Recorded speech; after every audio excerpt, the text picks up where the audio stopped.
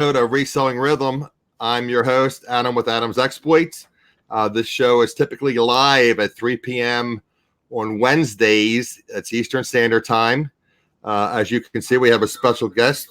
Oh, I thought I was. Is that yours? No, that's not mine. Why is that? As you can see, we have a special guest. Hold on. That's all right. Wow, I thought I got rid of that. Okay. You were adjusting the lighting to make us two guys look good. That's what it was. Sorry, guys. Rookie mistake. Even Casey did that. I usually just go back to the main page. So anyway, guys, so typically our show is 3 p.m. Eastern on a Wednesday.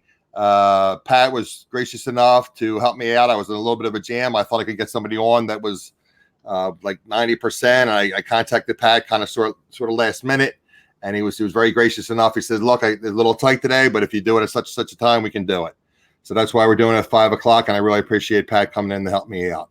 Oh, so we're just going to give it another minute, guys. And why, let me ask you a question there, Mr. Pat. Why am I not seeing the chat, which I typically do in StreamYard? You should be, if you have two screens pulled up in the back on the top of the comments, not the private chat, the top right corner, it says comments. That's your comment. That's why. Okay, yeah. That's why. Okay, cool. Being the host, and then always keep in mind, because you can't see the blue wrench behind the scenes. But then what happens was you were adjusting your banners. So when you click on a banner, then you got to go back to the top right button on comments. I got to go back to the other one, right? Right. Okay. So cool. It is a little. That's what people need to understand. Doing StreamYard is great because you could do these multiple screens to clear and do banners. But as a host, you have to, in a sense, produce it because you got to be clicking banners and comments and keeping an eye on that stuff. So sometimes people are busting my chops about not smiling is because I'm concentrating on the chat and some of those features on the side. So I'm going to do my best to smile today. It's kind of like, to me, it's kind of like OBS Lite. There's a learning curve. Like I felt like I was about 90% familiar with Google Hangouts, and then that went away. So now I'm like maybe 50% familiar because, like I said, why am I not seeing the chat? I saw the chat before because I had the private chat open. Guys, if you ever use StreamYards, there's a private chat that the panel can comment to each other, and then of course there's the YouTube feed, the chat. So anyway, let me say hello to a few people, and then we got like an awkward start because I did a rookie mistake because I was trying to adjust things and tell Pat what I would like to discuss. So I know our friend Kimmy, the Colorado Sunshine, is here, and Miss Crystal, Rosie's Closet, is here, Thrifting Adventures. My most knowledgeable and my phone a friend, Michelle Lathan. Guys, if you ever go on any kind of trivia show, you want Michelle as your phone a friend. Who else? Of course, we have Pat here, and Dakota Zone. Donatella's here. Thanks for joining us, Donatella. I was talking to Donatella right before the show. I told her I was going to be on here. I've bought two things from her so far. I think she's an amazing lady. So, Donatella, if you're listening, thank you. It's 2 p.m. there. Okay, so you're in the West Coast. Okay, cool. Okay, guys. So, like, basically, if you watch my show, you know how things work. Hey, Debbie Does Sales is here. Hope you're feeling well, Debbie. So basically, you know how my show works. We're going to interview Pat.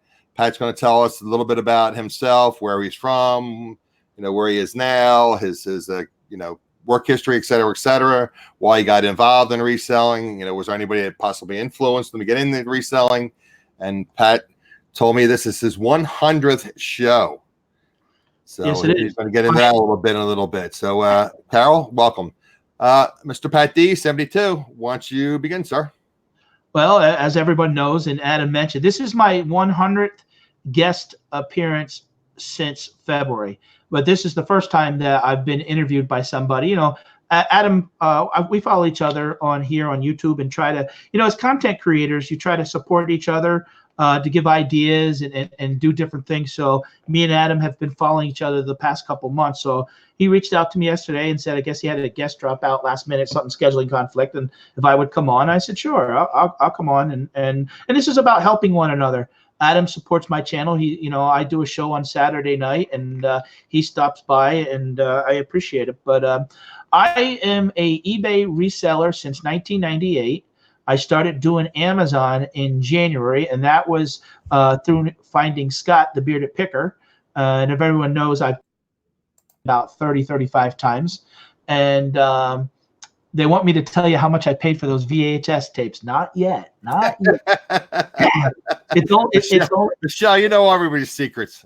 It's only been 2 days now. We gotta let it grow and keep the mystery so that you keep coming back wanting to know the question. And that was the bulk purchase, correct? Yeah, that was a bulk purchase. Okay. Yes, it was. And there was 500,000 tapes. I got around 12,000 of them. I will tell you this, and I made a video already today, and some people I compare myself to Rudolph the last 2 days because people laughed and called him names. Well, I've already sold a couple of those cases already, and people like the idea. Another YouTube bought who sells VCRs and thought, you know what, it's a great idea. Throw 2 in with the VCR that they sell, and for the cost that I'm selling them at, they can actually make money by doing that. But on the side, I actually do property management also. I show properties and sign leases, and then I do Instacart food delivery. So as you could, I try to keep myself busy and not rely just on one thing right now. So you have multiple streams of income. When you say property management, are you doing that for yourself or are you doing it for others? Both. Both. Okay. Yeah, cool. I have one property that I rent out, but that's a long-term tenant that's been there for 8 years.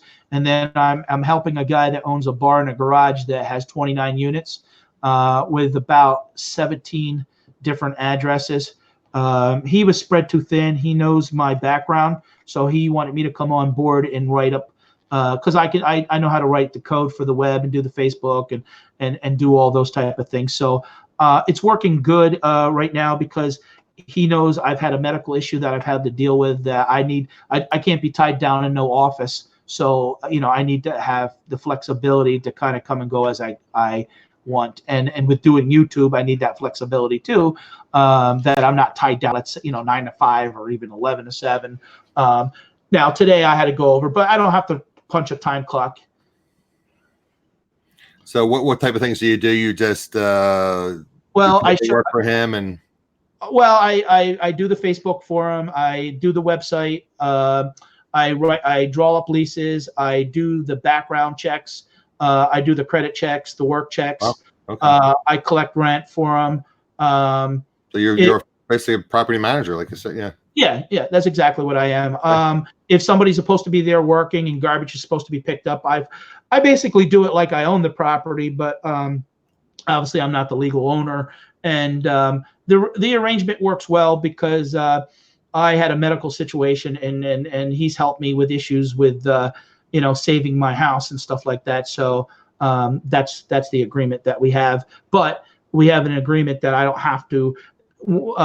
There's days I'll put in 7 days a week, but then there's times I may only have to put in 3 days a week. I'm not going to travel in the snow.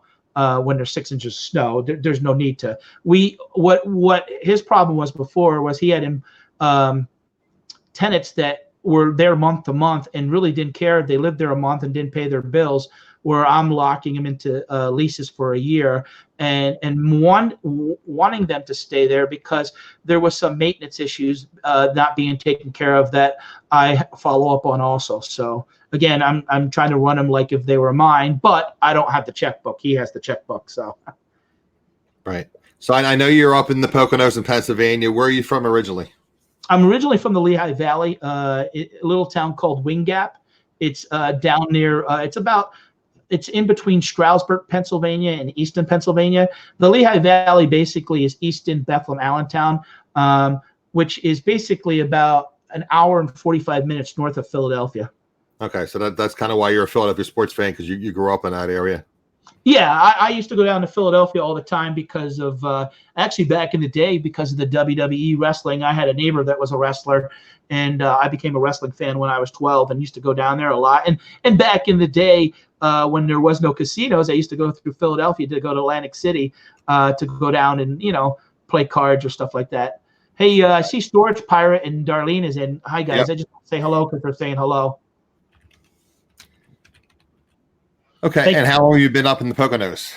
I've been in the Poconos for now 18 years. The opportunity came up to buy a Subway franchise. We ran some Subways down in the Lehigh Valley as employees and management.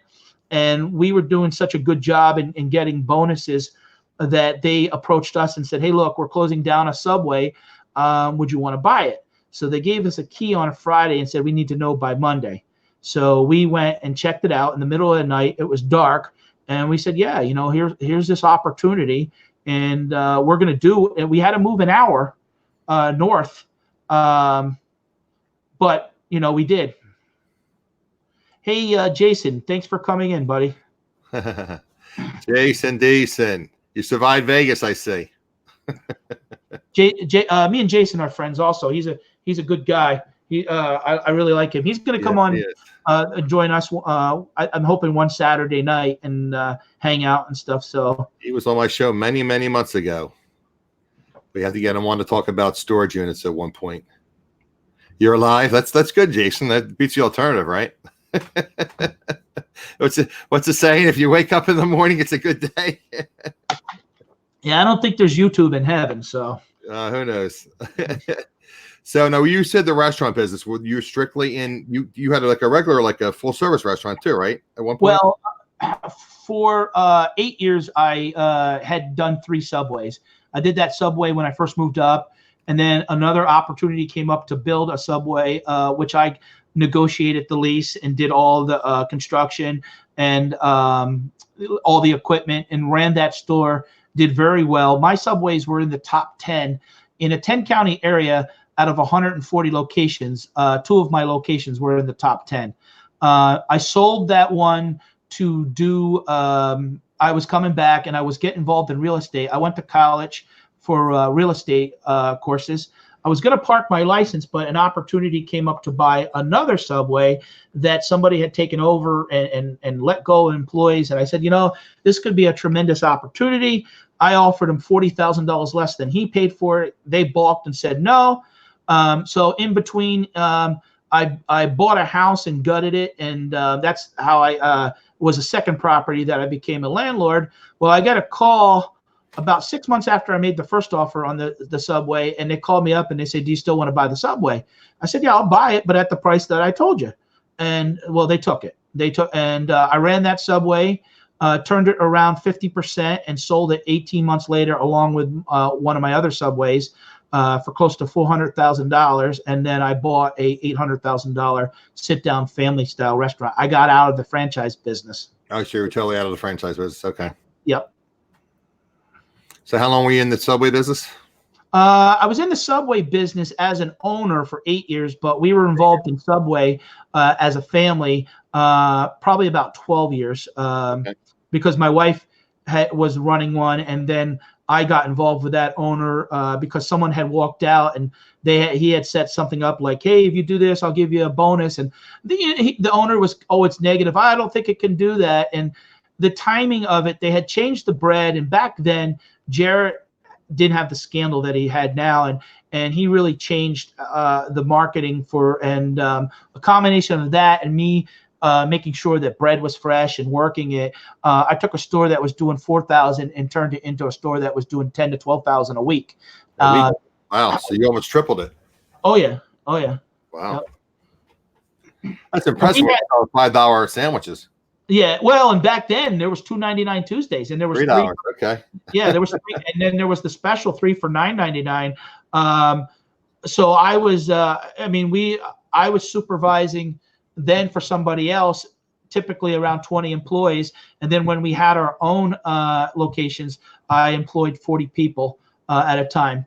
Now, when I had my restaurant, I typically employed around 40 to 50 people for the first 5 years. Over the course of 17 years.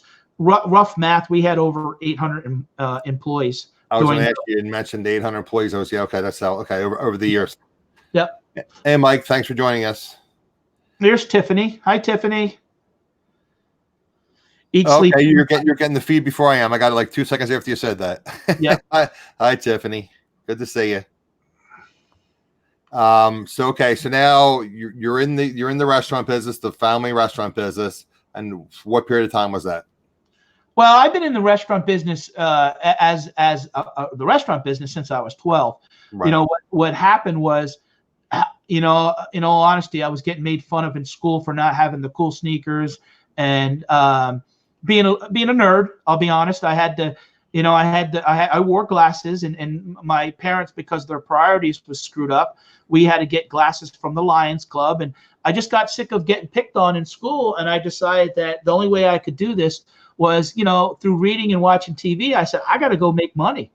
And I walked around town, and it took 3 times and I didn't realize back then you couldn't have a job at 12 years old legally. Right. I was out there shoveling snow, and when school was, I would skip school, and I could make $80 to $100 a day shoveling snow. And if I gave my dad some of the money, he didn't care. So finally, on the 3rd attempt, this diner locally in that small town of Wind Gap, they hired me to be a dishwasher and work at their beer distributor. And so that's how I got started. And I used to always have a dream of one day owning my own restaurant. A neat fact is that restaurant actually had closed when I was 17, and the building itself, it was one of those old chrome style diners. It was replaced. Cool. Yeah, it was replaced by a Wendy's, but the diner was put somewhere. And a couple years later, I found out where it went, and I climbed up in it, and I took the dishwasher door, and I had made a sign out of it. And I said, one day when I open my own restaurant, and it was about 14, 15 years later, I wound up opening my own restaurant outside of Subway, and hung that sign in the restaurant. And I had copies of my original pay stubs back from when I was a teenager, and pictures of that owner and that old diner. So it was in my blood, because it was the job that I got, and that's how I started in the restaurant business. Right. So what was the period that you had your full service restaurant? What years were they? 2007 till last year. Till last year. Yeah. So almost 11, a little over 11 years. Now, when you had the restaurant, were you always doing, like you said, you did eBay, you do Amazon? How long? Since I did. 98, you said? I started eBay in 1998. Right. What happened was I was working a lot of jobs, and I was a baseball card collector, and you couldn't really find baseball cards no more at the store, because it was kind of going through that phase that the fad was waning. But yeah, I still enjoyed collecting, and I liked certain toys, and I knew you couldn't find old toys. I didn't want to walk around a flea market, so I found eBay, and I realized that you can buy and sell things on there. So I started doing that back in 1998. And what happened is I would go. It was funny, because now people make videos about retail arbitrage. I was doing it back in my 20s, but I didn't know that's what it was called. Yeah, it was. I mean, the perfect example was Toys R Us had a special on the holiday Barbies. They were $7.50, but they had a deal that if you bought one, you got the second one something like at half price. They had a special. Buy one, get one half full, right? Yeah, so I went and bought like all 25 of them. And even at that time, you could do 25. Okay. Yeah, they didn't put no limits. Okay. And the radio station was in the parking lot, and I had wound up buying some toys and actually donating them to the local toy drop that they were doing, because I had remembered growing up as a kid, my parents didn't have their priorities right, and I went to we used to get supported by the Salvation Army with their Christmas baskets and stuff like that. So I always felt it was a way to give back, and that's why I still support the Salvation Army. So I was selling those dolls on average, buying them for $7.50, selling them for $25, and shipping them to Japan back then. And I don't think there was global shipping back then. No. You were literally having to print off a paper label and tape it on. So that was the start of me really doing eBay. How about that? So you were shipping to Japan. I mean, do you remember how much it would cost to ship the Barbie doll to Japan back in the day? Back then, it was probably $10, $12. And Wow. I mean, that's going back about 22, 23 years ago. Sure. Yeah. So that's pretty ambitious for somebody who said you were like, what, 21, 22 at the time? Oh, yeah. I was always ambition and had the drive to try to get ahead. Unfortunately, when you're working at jobs that are, in the restaurant business, even back then, when I started in the restaurant business, minimum wage was $3.35, and that's what you got. And, and you didn't care, because you were happy to get paid, and the place I worked at, they fed you for free. So, you got a meal. You got a meal at $3.35 an hour. You were living large. Right. Now the kids nowadays, they quit jobs making $10 an hour. You know. Right. Yeah. Well, there's a lot of lower paying jobs, but like I said, they go wanting because people don't want to work for $8-9 an hour, which we won't get into that. But technically, if you're supporting a family, you're supporting yourself. That's not really a livable wage. But back then, like you're right, I think I started right around 335, 350, something like that when I first started. And I think I told people I was in the liquor business for a lot of liquor wine business. And in fact, it's funny. I was running around and I had treated myself to a nice little lunch, and then I came back and I wanted to get myself a coffee. So I literally pulled up right next to the liquor store where I used to work when I was going to college. And they had like quadrupled. I mean, I knew they did it, but they had quadrupled the size of the liquor store. It's a huge liquor store, and it was right across the bridge from Philadelphia. Well, not Philadelphia, but Pennsylvania. Back, because New Jersey, back in the day, the drinking age was 18, and our prices were about 30 to 40% less typically than Pennsylvania prices, because they had it was a control state. So it was funny, and I'm looking at this place. This is, I used to work at that store. That was like 40 years ago. And now it's like 4 times the size it is. I'm thinking 40 years ago I worked at this place. and it's funny to say that, because I mean, we're talking about stuff I started when I was 12, 13, and it's like, you say like it's 30 years ago. Yeah, I probably got a good 10 years on it. Yeah. I remember when the kids, when I was in school, they would be like, "Hey, Pat, can you sit out a 6-pack outside?" And I'm like, "No." And I'm not if anyone knows me, I'm not a drinker or smoker. I don't believe in drugs. So I was never going to do that, even though I'll be honest, I did hang out with the owner's daughter when I was 15 sometimes, and they used to have some, but I was the guy that was always kind of the behaved guy, sitting off to the side, making sure people were behaved and not causing a ruckus. But I enjoyed working there because it was You're like security. You're like the bouncer. No, I was always like the well-behaved brother, not like the big brother. Well, the little brother actually, but well-behaved, right? Yeah. Well, the ironic thing is they used to think I was so much older, and we were all the same.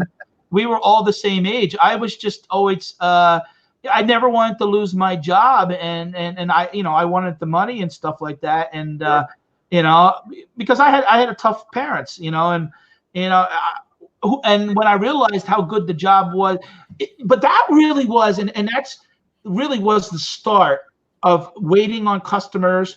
Because it was funny, because the one owner was a principal, and he would work on the weekends. He would allow me to run the register, but the wife wouldn't, because you're not old enough.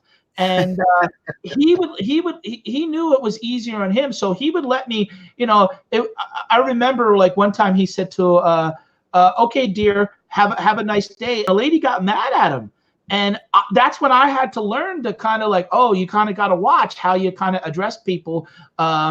It was really learning, working with people, and I had to learn that early at a young age because I wanted stuff. I wanted the Nike sneakers. I wanted the better clothes and stuff for myself, not to be dependent on my dad, who had his own health issues and demons and stuff like that. And I wanted to be that independent, and I was. I mean, I became, in all honesty, my father got kicked out of our place when I was 17, and I became a father at 17. My wife is 2.5 years older, and I had to grow up fast. So it was good that I had kind of those 5 or 6 years before that to kind of know what I needed to do to get my act together to be a father.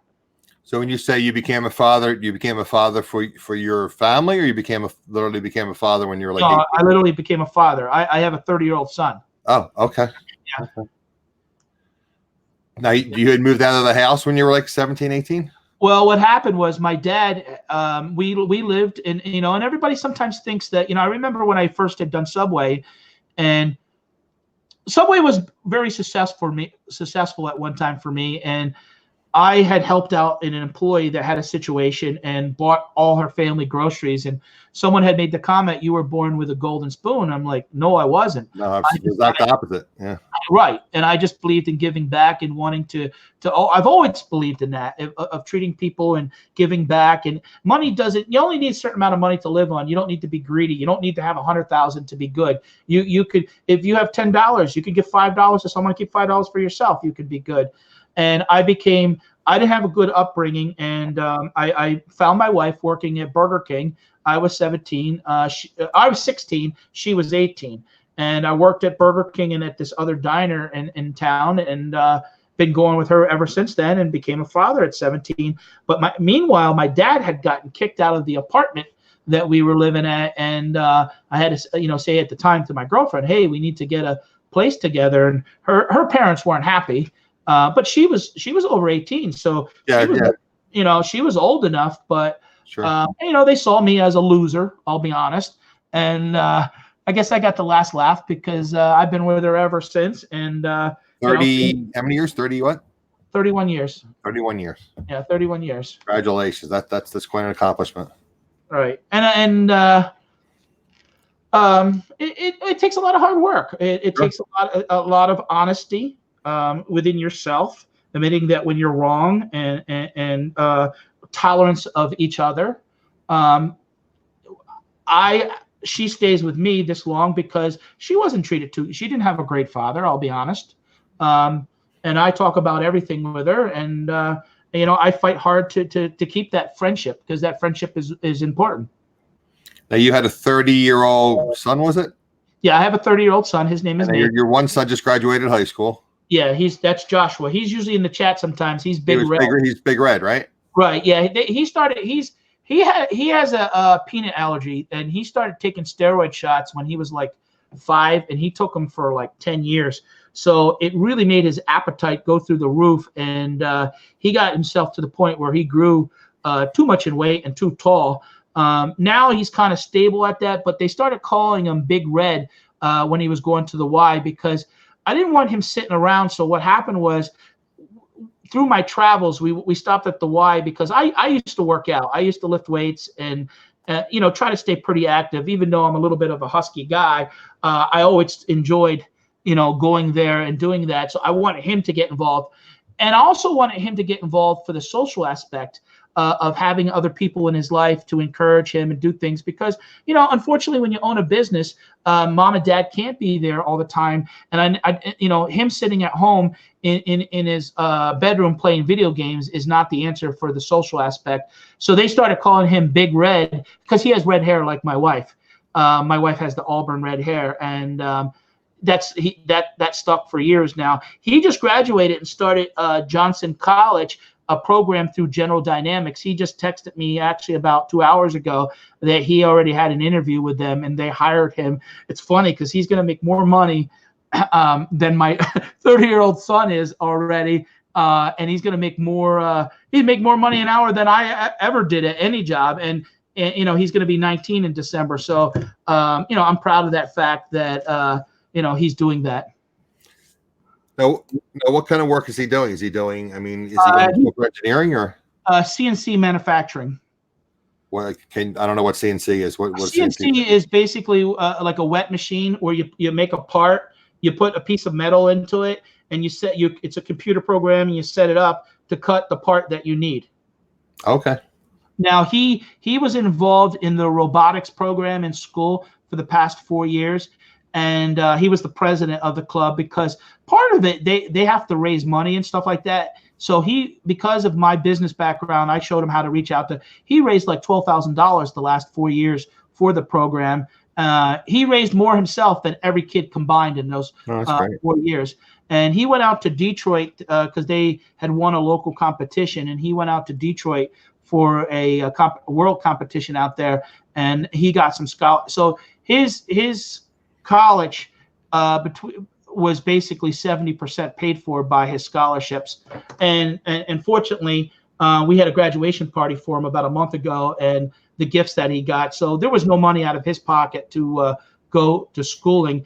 And the program with General Dynamics, it only cost $4,000, but he's able to go a couple months, and then they took over the rest of the training, and then they hire if you're interested. So he had to be there today at 2:30 for an interview, and he texted me, and he got the job. So he's going to be starting like as soon as the program is over. So already September 30th, he's going to be starting a full-time good job with benefits. So he's going to be going to school full-time or part-time and then working part-time, or how's it going to work? No, he goes full-time right now for 3-4 months. Right. And then General Dynamics takes over and they do their own in-house training as far as that. They have a lot of issues with help too, of finding good help and wanting to train people and take over for the people that are retiring. So he's going to be able to hop into. A lot of people don't, everybody says about going to college for certain things, but there are a lot of kids out there that just don't want to go even to kind of get their hands dirty and do those things. And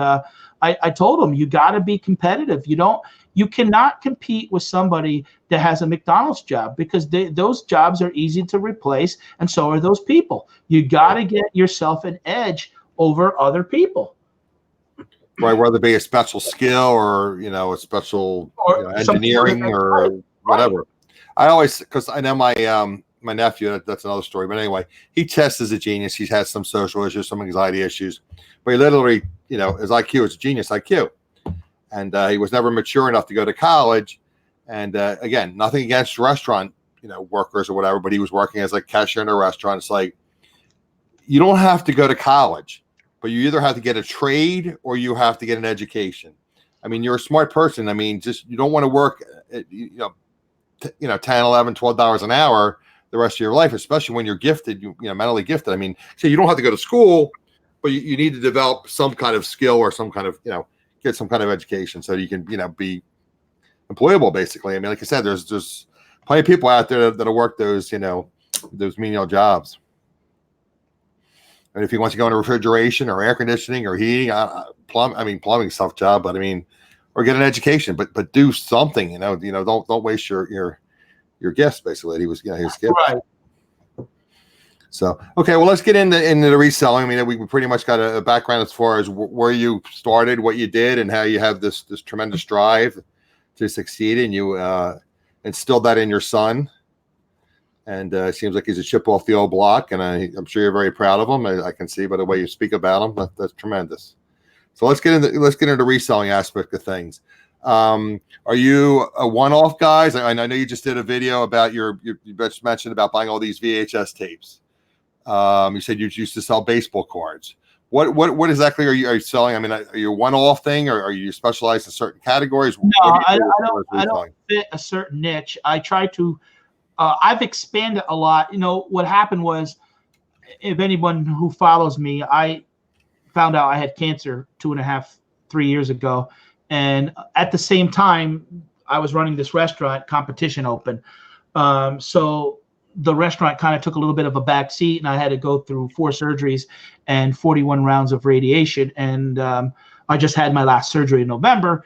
Now I beat cancer. I'm fine now. I'm on a pill. But what happened was, through that, we had to close the restaurant. We got ourselves in financial trouble, and we just couldn't do it anymore. And it was to the point that the business required us to be there 7 days. And my wife had hurt her foot and had to have surgery. And at the same time, I'm going through cancer treatment. And I was like, what am I going to do? When I came out of that treatment, they said to me, Pat, we don't want you lifting more than 35 pounds. 8 hours a day. And I said, oh, what am I going to do? To really make any money, you have to have, nowadays in our area, the money to be made, like, let's say $12 to $15 an hour is in the warehouses. Well, that requires a lot of heavy lifting all the time. And I didn't want the restaurant business. I didn't want to work all the weekends anymore, because, I had done it myself, and I had grown tired of that. So I had gone on, Google and YouTube and started, typing in eBay selling. And it picked up that I had typed in, breast cancer. And I said, you know what? I'm seeing these people that, go buy clearance items, go get things. I had done, prior to that, I only had done 2 storage lockers in 20 years. And that came up by a little side business, a cleanup business I had. And someone had said to me, hey, Pat, I want you to clean out this storage locker. And how much would you charge me? I said, well, I'll charge you $100. But I said, everything that's in there, what you don't, I'm going to take. He was like, oh, I'm fine with that. Well, I sold that stuff for over $800. Wow. And yeah. So return your investment? Yeah, the guy gave me $100 to clean it out, which there was a couple and you made $800 on what you sold. And I made $800, right. Now, we had a dumpster at the restaurant, so I didn't have to go, and I knew I didn't fill it every week, so I was able to throw the trash in there. And so even when I owned the restaurant, I was always trying to make extra money. That's when I was doing reselling, because I would want money because our business was seasonal. So I always wanted a couple extra bucks to like go to Walt Disney or, do things for the kids and things like that. And I would, again, retail arbitrage. I pull up Amazon a couple years ago, and I see the Duck Dynasty DVDs are selling for $19.95. And I said, wow. I wonder if I could get these for 10 or 12 and kind of flip them. And I had figured out a little, I don't know, it wasn't a bug, but what would happen is on Amazon, they would come out and advertise the DVD for $19.95, but you could pre-order them and they would honor the pre-order price the day that it was released. Well, they would get, I think what was happening is they would come out, that was the suggested retail at $19.95, but because of Target and Walmart would advertise that for $12.99, they would honor that price for like a week. So that day that they would ship, I would get all those for $12.95, and then I was selling them on eBay for $19.95. And people had so I was selling, I think that year I must have sold like 200 copies of Duck Dynasty of the 2 or 3 seasons. Kimmy, thanks for stopping in. Appreciate it. Yeah, she has to probably go get Braden and Lily. So then I started like, okay, I see this Minecraft is selling for $35, but I can go to Walmart and buy it for $20. So that year, I sold in 2 months $14,000 worth of stuff by doing retail. Yeah, retail arbitrage. I made four. When was this? What year was this? The year before I got, it was 4 years ago. Okay. So people were doing retail arbitrage, but I don't even know if it was even called that back then. But yeah, I didn't know what and I was even doing drop shipping, because what happened. Drop shipping too? Yeah. Guy, yeah. Please don't do drop shipping. Be careful, please.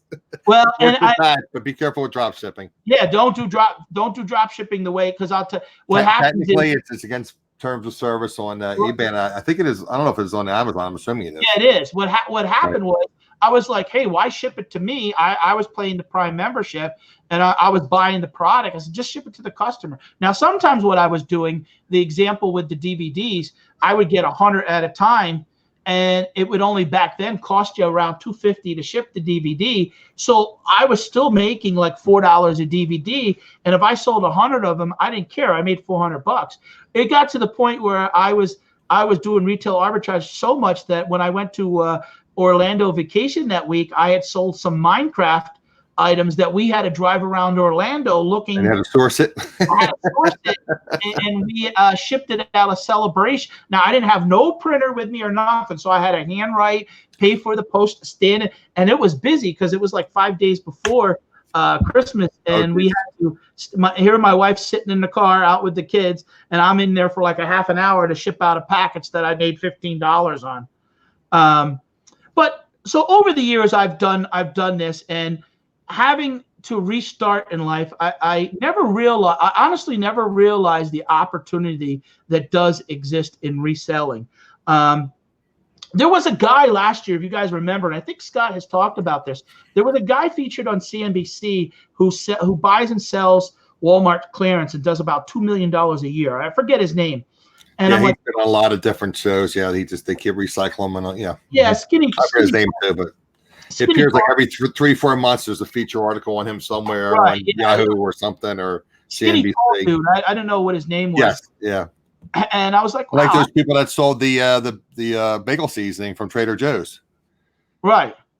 And I was like, I could do this, but I realized that I needed to educate myself on finding, when you talk about the one-offs, when you're going to the Goodwill and the Salvation Army a lot of times, because now they're competing with you, especially the Goodwill selling stuff on their own website, it's tough. So I started by doing that, and then I started meeting other people on YouTube that, hey, Pat, there's this opportunity. I mean, I had a guy watching me on YouTube locally, and he says, I got a whole bunch of stuff. And the guy is financially secure. He said, instead of donating or throwing it away, I'll give it to you.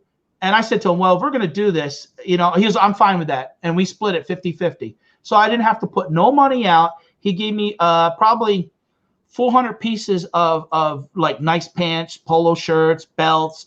400 And, pieces. Wow. oh yeah. Easily probably $2,000 worth of worth of stuff. Because I used to have people that would hear that I would sell, and they would come actually in the restaurant. There was a customer that was selling.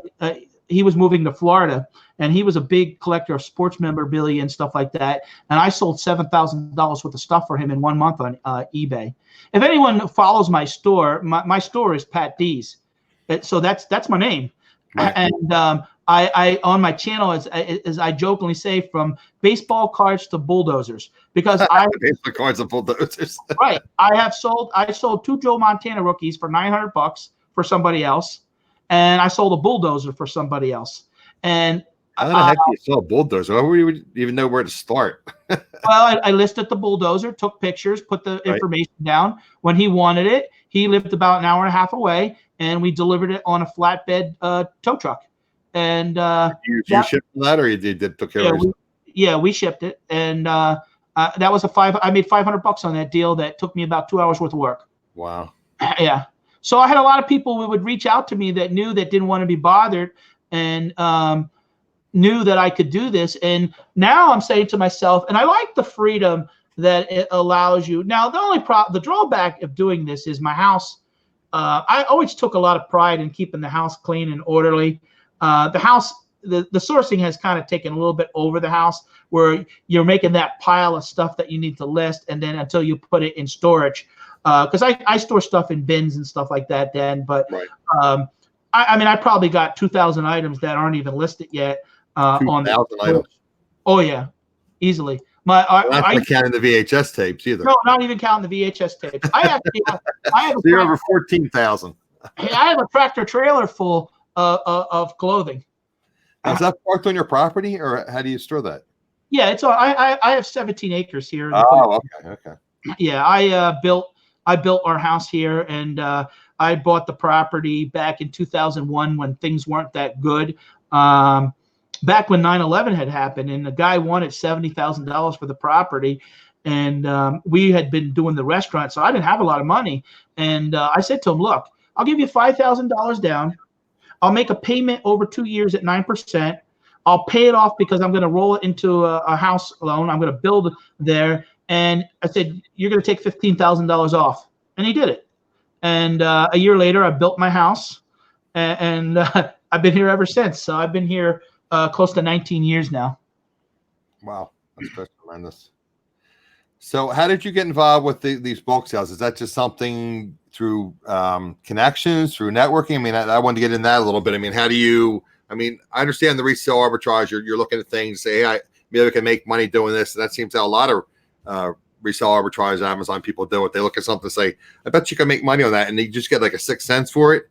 But how did you get involved with this bulk buys? And was it a liquidation, or was it a connection? Well, the movie was something that was listed on Facebook Marketplace. Okay.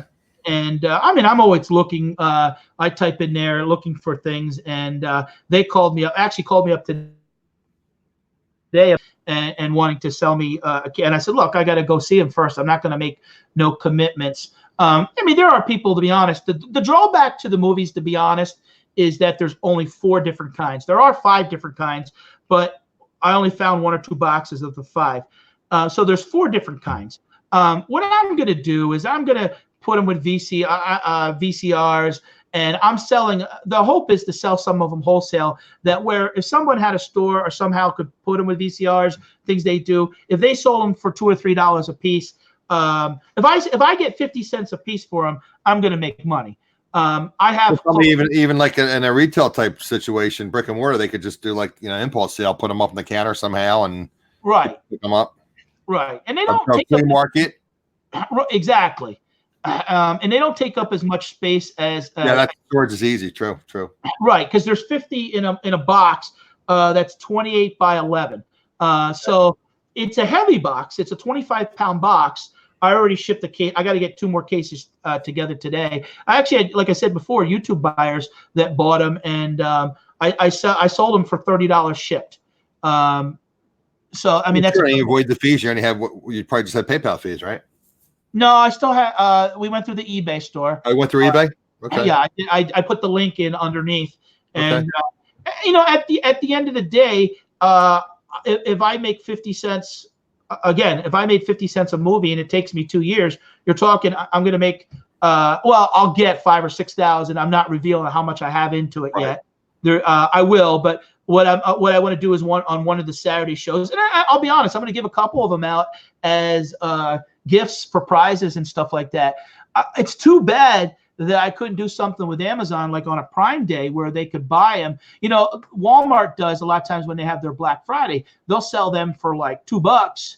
And that's what they do just to kind of have something out there. But there are people that still, apparently the gentleman had passed away and was paying storage fees for a lot of these. And the manufacturing of these tapes is actually in our area, only about 10 miles away. So he had the connection, and he was selling these 30 cases a lot of times overseas. You got to remember, there are certain parts of the country that are still 20 or 30 years behind us. I recently just sold a cassette player to someone overseas. Now, how many people over here use cassettes? No, they basically have the iTunes, or they're doing CDs. Yeah. Right, but there are a lot of countries that we don't realize how lucky we are, and they don't make VCRs no more. True. These are all brand new and sealed, and at the end of the day, I'm not going to lose money on the deal. If I only have to sell so many to pretty much break even, and I worked out a good deal. And so those now I met up with my friend Jason Banana Finds, and I probably got 15, 20 televisions in the garage. I got a whole bunch of stuff. Oh yeah, I got a whole lot of electronics, right? Yeah, but there's a lot of smaller items that he doesn't want to be involved in. So right. He said, "Hey Pat, you come and help me," and he gave me the stuff for free. So Well, he travels all over the Northeast, right, and picks things up. Oh yeah, we're actually going out. Me, Jason, and Eric will be out Saturday, all day. So I buy a lot of things that pretty much will sell. I just recently bought 2,000, couple thousand, at least 2,000 postcards in old vintage, cards and stuff like that. That I enjoy myself, and they're easy to ship. There was a question. I'm bad with names. I don't even have my cheat sheet. That it's John. John. That's what I thought. I was going to say John. Yeah, but she had the question about the. So I'm not really a social media influencer. I just like helping people, and I like having people, nice, interesting, giving people like Pat on my channel to help educate my viewers and myself. That's what I like. If you watch my channel, I know, John, you've been in my chat before. My mother, my father, my sister, they were all school teachers, so it's kind of in my genes. And being, not being able to work a regular job, being disabled, I do eBay part-time, and I also do YouTube part-time, and I really enjoy the YouTube. It's a lot of work, but to me, it's rewarding. I actually had somebody come up to me at eBay Open and said, "Adam," and I'm looking at this guy, it's like, "Did I meet this guy last year at eBay Open?" I'm thinking, "Oh, I think so." And he goes, "Oh, Adam, I watch your channel. I'm a subscriber." I said, "Oh, geez, thanks so much for coming up to me." So it made me feel good, Yeah, so it is amazing. I tell you, I've gotten a lot of. I don't feel I'm an influencer. What I feel I'm doing is taking my business background and networking with people to better my life, and hopefully along the way, I inspire other people that are. A recent example is I mentioned about doing Instacart delivery. And a lot of people don't have the money to source or want to be bothered with shipping and doing that. And now that young lady, and I've had a couple messages, she's making $700 to $1,000 a week by doing that. So Valerie, I know Valerie. I've lost touch with Valerie because I know she used to be pretty active on YouTube, and I guess she's just doing so much. Well, she's doing so much. She's doing the side hustle gig. Right. She was working for somebody out of Florida. She was doing like running their office somehow, and then I guess they closed the office down, and she's doing all these side hustles. So she's right, and she's making a good living doing it. Good for her. It's great that you turned on to that. Yeah, and I have a background also in one of the big things I used to go on YouTube was for the stock market and music. So I have a background in trading the market, and I do that. You do some day trading as well? Yeah. I manage 401k. for my day trader. I haven't seen Wade Ventures in our chat yet. He usually pops in. Yeah, He's a day trader. Right. Well, I eventually down the road want to, and that's why I have another channel called Pat's Hall, but it's small because I only do a video probably twice a month where I talk about the people. You know, I always say this: it's not what you make, it's what you save, and how you live a certain lifestyle. You know, don't live beyond your means, and yeah, right, exactly. And you know, I'm living proof that a kid can grow up on welfare and still, you know, quit high school, get his GED, and still grow up to be responsible and you know, get ahead of it. And I want to basically, through you using the YouTube platform, is get out there and talk to people. It was nerve-wracking because I'll be honest, in December I only had 17 subscribers, and then in January I think I grew up to 100, and I got on Scott's show and I started meeting people and getting confidence to talk to people. I mean, I've talked to people all my life, but we're getting on this platform, and you got people in the room calling you. You know, I had a guy call me on the video the other day, a groomed Chewbacca, and I just laughed because I don't mind. You know, sometimes some comments you got to laugh. You can't laugh at yourself.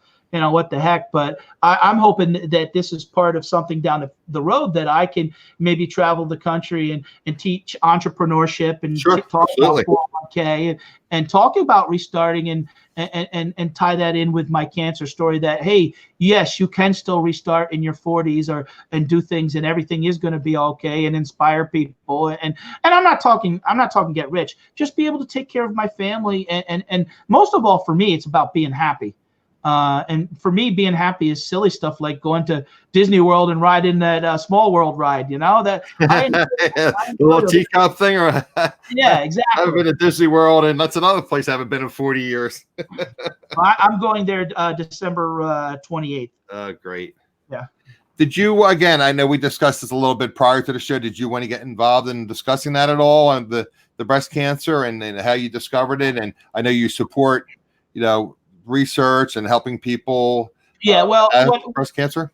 A couple of years ago, I actually watched a movie on Netflix called Fed Up, and it really honed in on the everybody. You know, when you're in Subway, they always talked about no fat, no fat, no fat, and really, we're consuming too many carbs. We're consuming too much sugar. And I saw that movie, and I said to myself, I gotta stop drinking soda. I wasn't, and everybody assumes when someone's overweight that they're pounding away 3 pizzas and they're just over. And that wasn't the case for me. And I was obviously, as you can hear, that I was always active and working.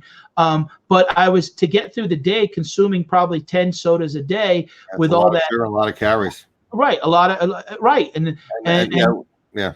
I was putting on. I was, you know, I had. What they type of calorie? There's a name for that. It's just, there's no benefit to it. They're just.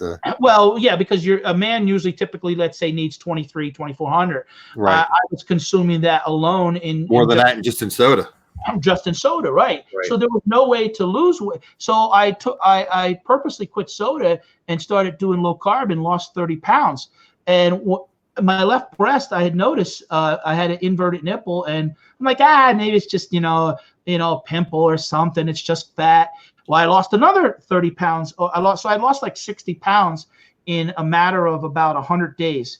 And, wow. Yeah. And this was basically a keto or Atkins type of diet?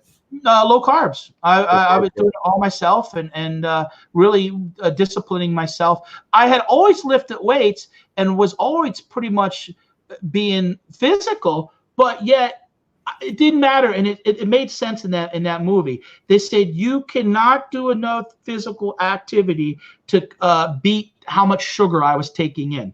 And that was the problem. True. And once I cut out a lot of that sugar, so what happened was I had this mass about the size of a golf ball underneath my left nipple, and I'm like, it doesn't feel right. And I had told she said, you better go to the doctor. And I was getting this weird, like, it felt like a spider was in there, and it was a weird feeling. And sometimes I'd get a little bit of a weird pain. And so I went to the doctor, and he says, wow, you got to go for a mammogram right away. Immediately. And I went there the next day, and he wouldn't tell me, the technician, and he says, I think he goes, I can't tell you because legally we're not allowed to mention it.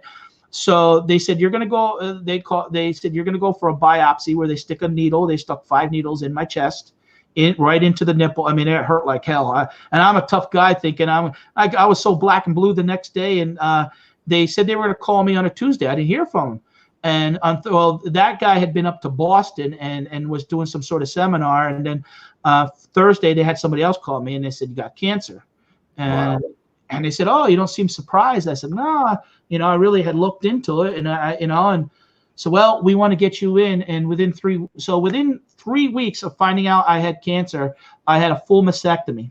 Now, when I had the full mastectomy, there was complications as I was bleeding, and they had to open me back. Externally or internally? Internally. Internally. Yeah, and I had bags on me and stuff like that, and I was filling up fast, and all this while still trying to go to work too. Yeah, running a restaurant. Yeah. Yeah, and I only had missed, like, I think it was 3 days when I had my mastectomy. Oh, my word. Yeah, I had to start radiation, right? Well, that usually comes about 2.5 months Oh, after. is it that much later? Okay, I wasn't aware of that. Okay. Yeah. So what happened was I had 41 rounds of radiation, and I developed a hematoma.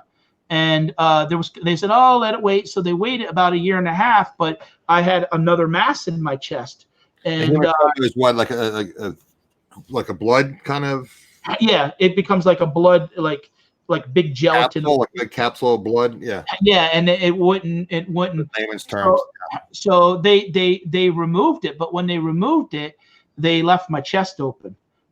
That's when I missed about 5 weeks of work because wow, because you had to heal, and you couldn't probably even hardly have to lift like a cell phone or something or an order pad or something. Right. Well, I had to have a nurse come into the house every day and pack the wound and do different things and be on a machine. Sure. And then I wound up even doing a hyperbaric chamber treatment where they lock you in. It's like a clear coffin, and I didn't want to do too much of that because I'm a little claustrophobic. And sure. Yeah, you can't get out. But I had my last. It started healed up about 95%. I had my last surgery in November. They cut me open again, and I'm great. And I did put on a little bit of. I mean, when I was down about 25 pounds when I had the surgery because I was just so much going on. So I did put on about 25 pounds since my surgery over the last 9 months ago, that surgery. But now I'm trying to focus on again, but I'm not going to beat myself up over it as far as weight issue, because when you beat cancer and go through right now having a little bit of belly fat ain't my biggest worry. No, absolutely not. Yeah.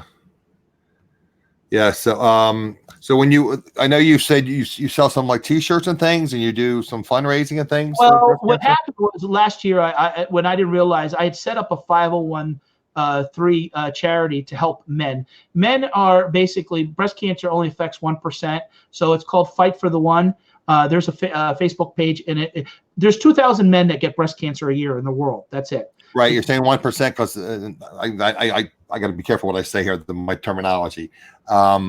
Back when Joni, Scott the Bearded Picker's wife, was diagnosed, Phil came to me and a bunch of us resellers did little videos, and I did a little bit of research, and I saw that basically in America, the United States, 200,000 cases of breast cancer are discovered every year. So like you said, 1% are men, which would be 2,000. That makes sense. Yes. So part of the problem with even if you have insurance and even if you qualified, go through the state you still have to pay the traveling cost to get there. You still have, and it costs me costly. Right. So where were we going for treatment? Out of state or? No, I was driving an hour at the Henry Cancer Center. So it cost me $600 to go for radiation. So I created these shirts, and I sell them for $20, put the money out, and I donate all the money to give to men. My plan is to work with Delta Medics in Geisinger Hospital in our area to identify several men a year where basically I can cut them a check and give them just to say, hey, look, I'm here for you. If you want to talk about it, if you have any questions, here's a little bit of money. Because sometimes some people too, they got to travel 3 hours and they got to stay in a hotel, and they live in that hotel for because I was smart, because to be honest, I identified the problem in my 40s. a lot of men, and the doctor told me this, a lot of men will, their pride gets in the way, or no, let it go, I don't want to talk to doctors. And then they find out when they're, let's say, 55, 60, and the hope always is somebody has cancer to give them like 10 years.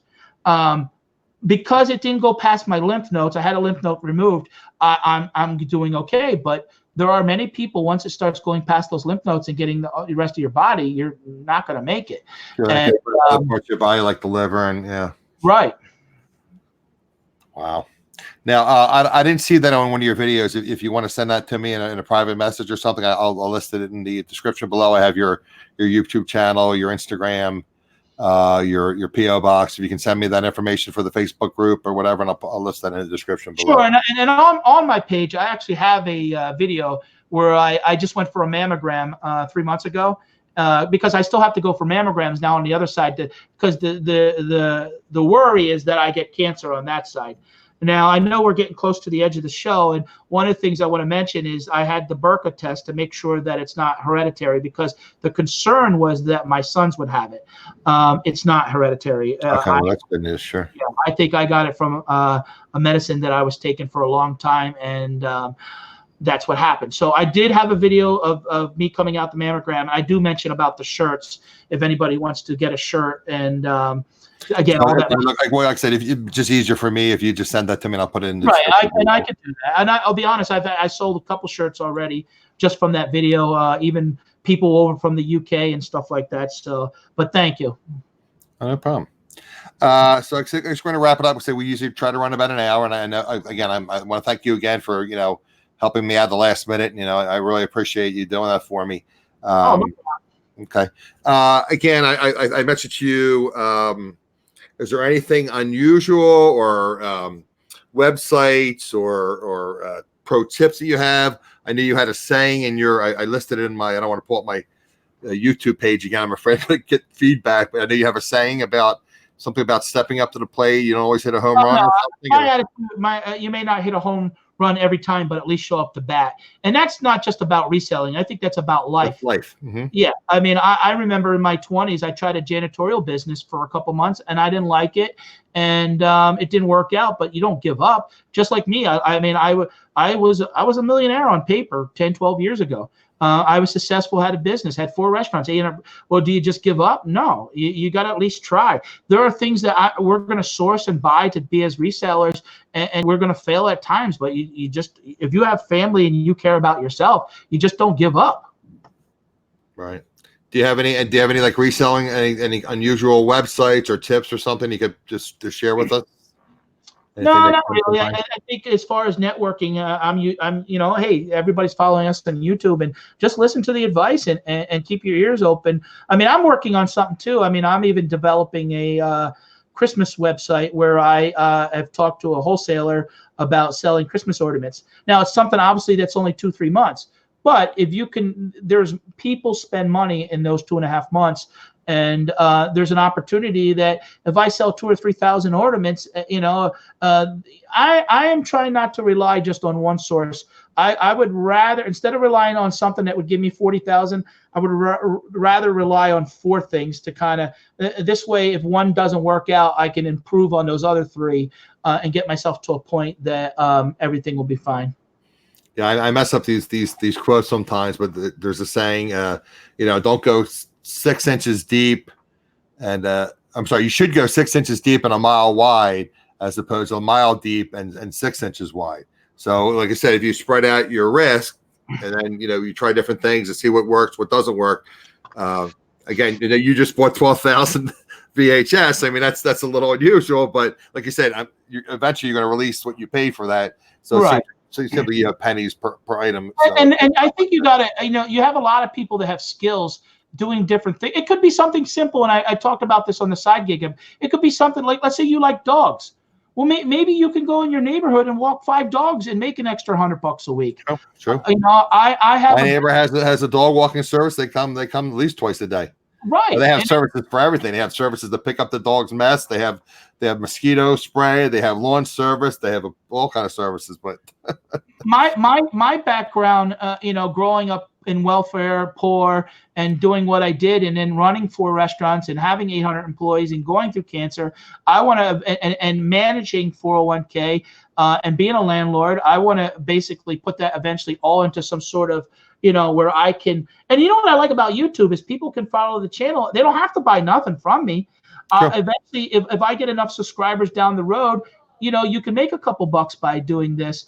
I mean, a small channel like myself, I'm making like 50, 60 cents a day. The money's not made until you're just relying on AdSense. It's less than right. that. Yeah, I mean, on Saturdays I do okay because people are generous enough to give super chats. Super chats.